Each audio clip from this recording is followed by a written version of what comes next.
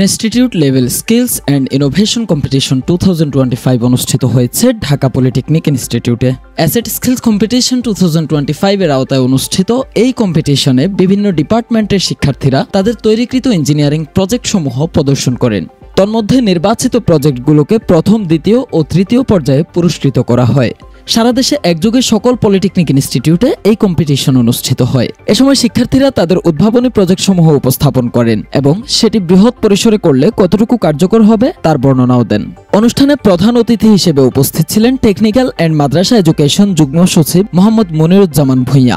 Dhaka polytechnic institute ভারপ্রাপ্ত অধ্যক্ষ engineer Shaila পারভিনের সভাপতিত্বে অনুষ্ঠানে আরও উপস্থিত ছিলেন DPI vice principal Habibur Rahman.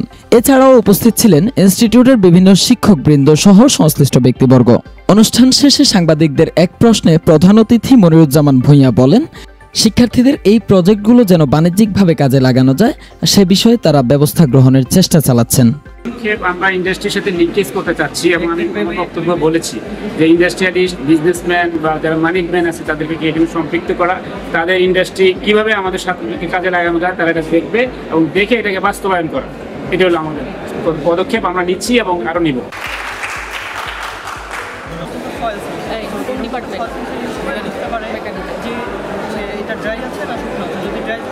High energy রিজার্ভে একটা আকাশ প্রতিরক্ষা ব্যবস্থাপনা, আমরা আকাশ প্রতিরক্ষায় রকেট ব্যবহার করি। তো আমরা রকেট ব্যবহার না করে আমরা হাই এনার্জি লেজারের মাধ্যমে শত্রুপক্ষে ড্রোন এবং মিসাইল ধ্বংস করতে পারি। এটাই আমরা এখানে একটা প্রজেক্ট ডেমো তৈরি করেছি। থাকে না, বাসা চলে যায়, গাছ কিন্তু তখন মারা যায়। তো আমরা এমন একটা সিস্টেম পৃথিবীর যে কোনো প্রান্তে থাকেন আমাদের একটা অ্যাপ্লিকেশন ইউজ করবেন এবং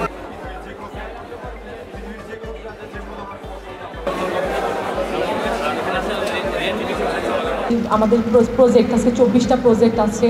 স্যাররা একটু দেখবেন এবং তাদেরকে মানে উৎসাহ দিবেন, যাতে স্যার বলেছেন যে আমরা যেন ইন্টারন্যাশনাল পর্যায়ে যেতে পারি। আমাদের একটা প্রজেক্ট আছে যেটা ইন্টারন্যাশনাল পর্যায়ে আছে সাংহাইতে, আর একটা প্রজেক্ট আছে বিভিন্ন স্কুল কলেজ, তারা কম্পিটিশনে রোবোটিক্স থেকে আসছে, আরও আছে। আজকে আমরা দেখব টোটাল 24টা। একটা যে কোনো নকশা তৈরি করতে পারি, যার ফলে আমরা অতি অল্প সময় এবং অল্প খরচে যে কোনো ছবি আমরা প্রদর্শন করতে পারি। এটার ব্যবহার হচ্ছে বিভিন্ন প্রকৌশলী ক্ষেত্রে, তারপরে বিভিন্ন যান্ত্রিক নকশার ক্ষেত্রে, যেমন পিস্টন করা যায়, যে পিস্টনটা আমরা যে সবসময় এক করতে পারি না, বাট একটা যখন মেশিনের সাহায্য করি অতি সূক্ষ্মভাবে সব কিছু আসে। মেহেদি হাসান বাপ্পি, তালাশ বিডি, ঢাকা।